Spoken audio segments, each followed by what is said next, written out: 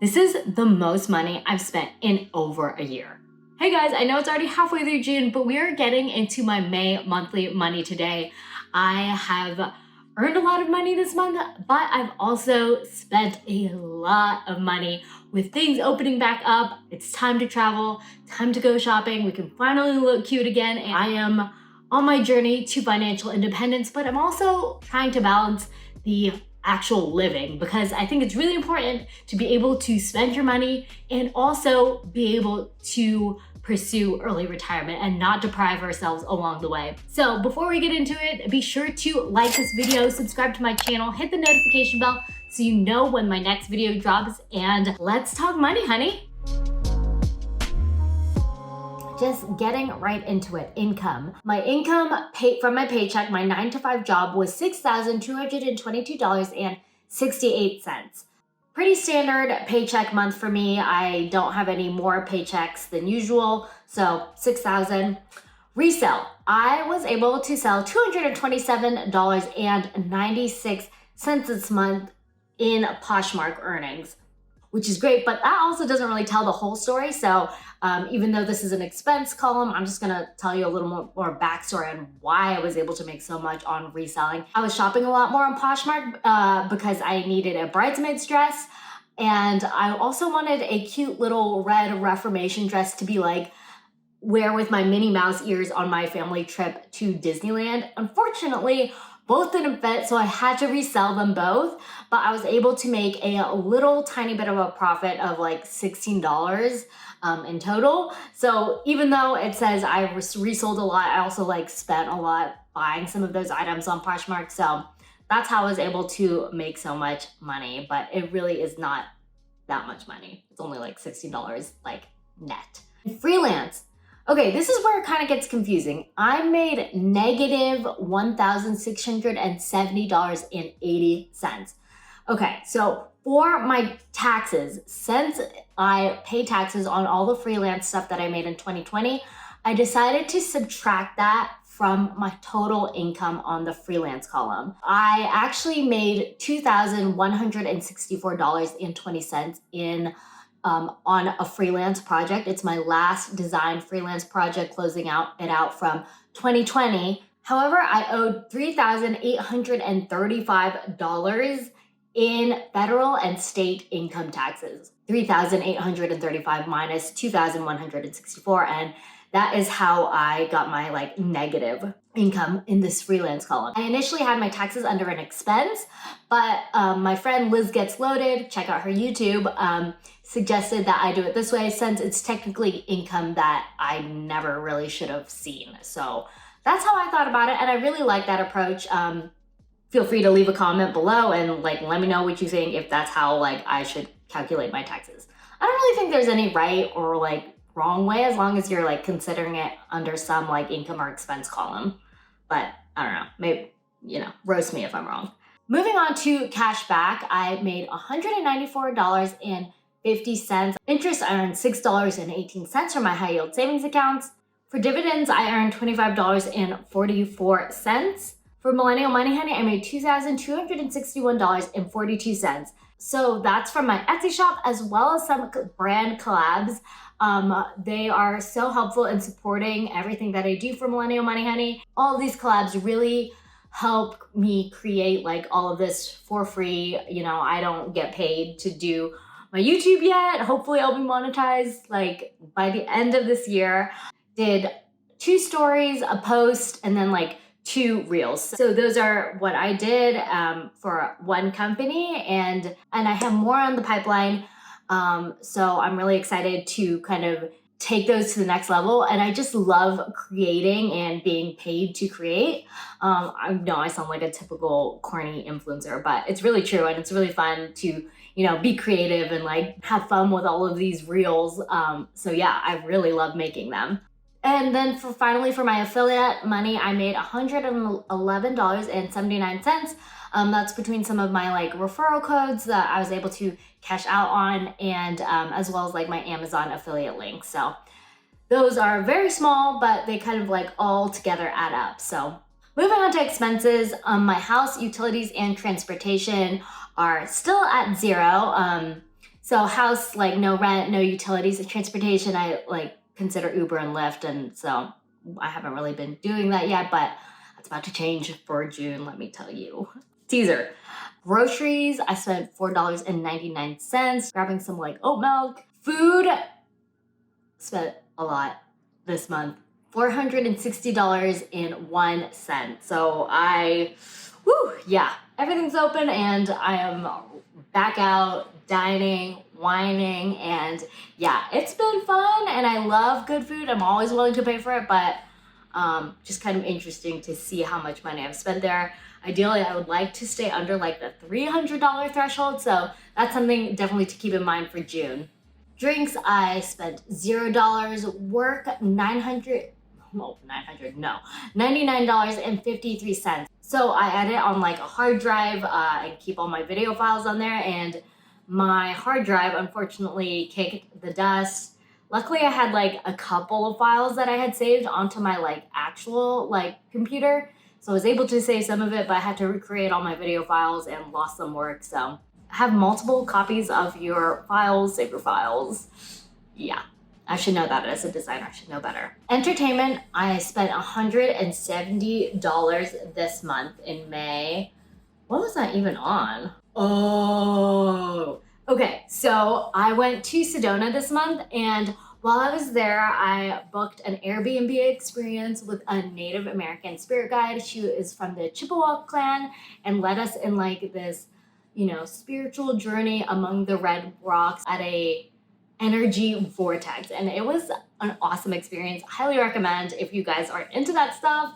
It was very like woo-woo. I am very into that. So it was really fun and a unique experience, specific to Sedona. And I really enjoyed it. Travel, I spent $368.28. And travel, that's mostly like airfares or like lodging for travel. I'm going to Tahoe for the 4th of July. So that is kind of like an expense that's for the future. It's not right now, but I paid it now.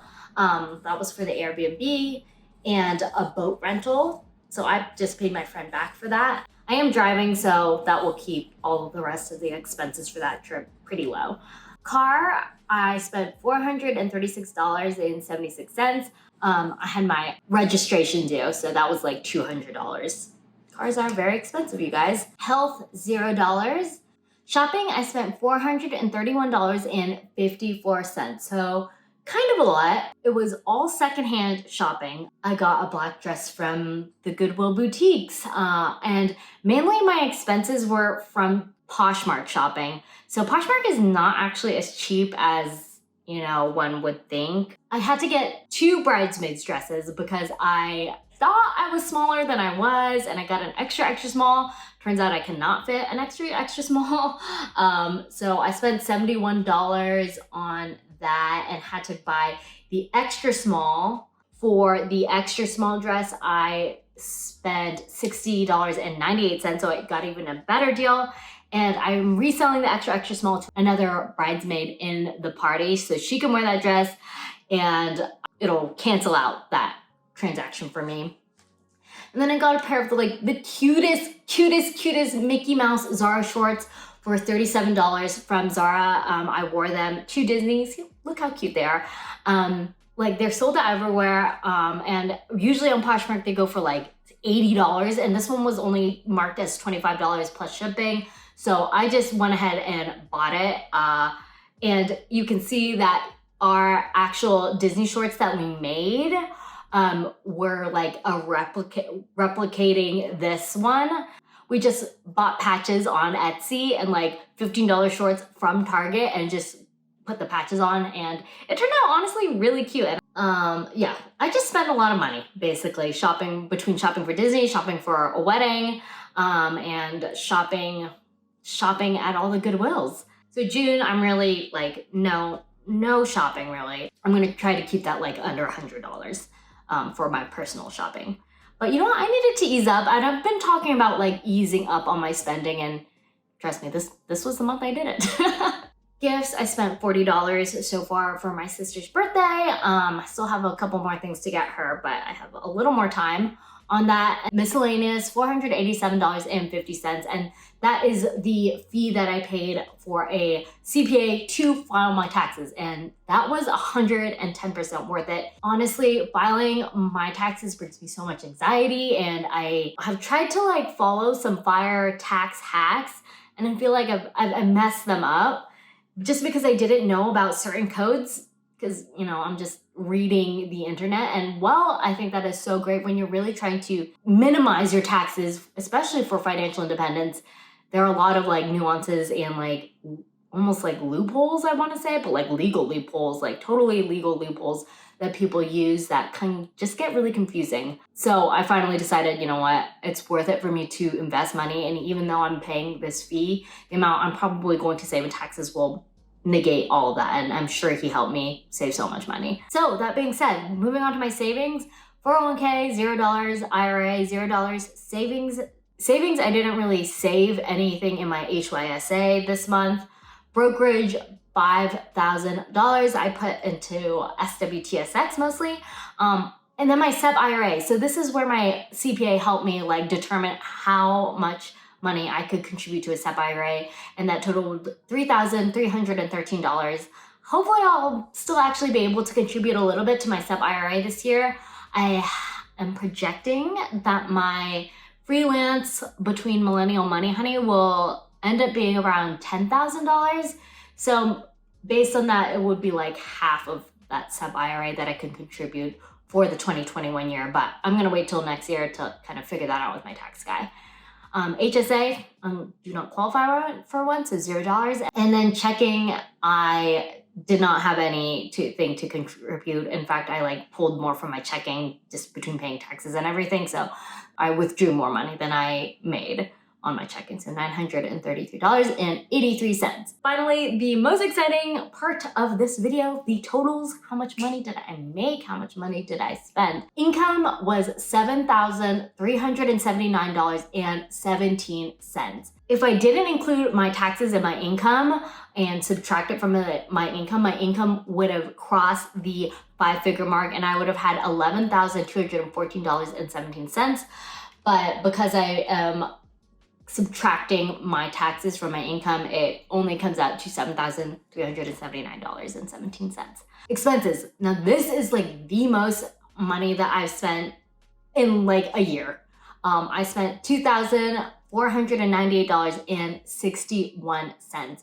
And you know, you guys, if you've watched like my February, March videos, you'll know that my expenses, you know, for February were like $575. In March, it was $375. So to go from that to like spending $2,000 and almost $500, like that's kind of wild, but it's all good. Money is meant to be spent, and I'm still well on track to reach my goal of retiring early at 35. So can't really knock it.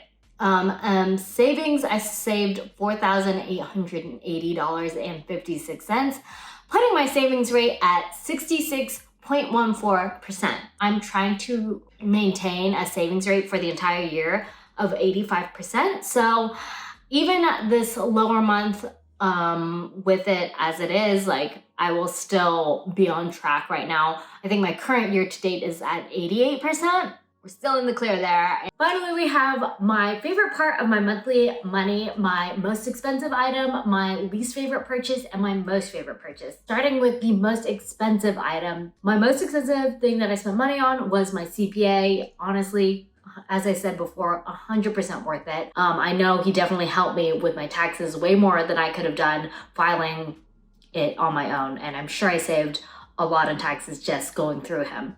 The least favorite thing I bought was not really just one purchase, but collectively. I went to McDonald's 5 times this month, and yeah, I just really need to like cut back on my McDonald's consumption, because even though as much as I love a good McDonald's Coke and chicken nuggets, like it's just not good for me, and I know I need to cut it back. It's just kind of hard. So I don't love that. But my favorite item is a toss-up. One of my favorite items that I bought was either the Goodwill Reformation dress. I paid $8.99. I love it. It was such a good find and I've already worn it multiple times. Or probably the dinner we had in Sedona at Hideaway House. I paid for dinner and they had this awesome peach, arugula, prosciutto pizza with ricotta on it. It was just so delicious and the food was so good there. And I really enjoyed that dinner. So yeah, that is my favorite purchase of the month. I'm really excited to to have everything open. I just know it's going to be a lot more expensive because I have, the Tahoe trip into July. I'm going to Salt Lake City also in July. I have a friend's wedding at the end of July. I'm going to Cabo in December and Hawaii in November. So it's like everything is just like all coming together and I have a lot of trips. So yeah, that's it for my monthly May money. I hope you guys really enjoyed that. If you guys want a link to track your own money, your own income expenses, I'll leave a link to download my free spreadsheet on my website. All you need to do is sign up for my email list, which I actually don't even send out any emails, but I thought it's just good to have a mailing list because that's what everybody says to do. I don't know. Happy May. We're almost halfway through the year and I'm excited to take you on some of the trips that I'm going on and share with you my money diary. So stay tuned. And if you like this video, be sure to subscribe to Millennial Money Honey. Hit the like button for the algorithm. I still haven't cracked the algorithm. And let's retire early together.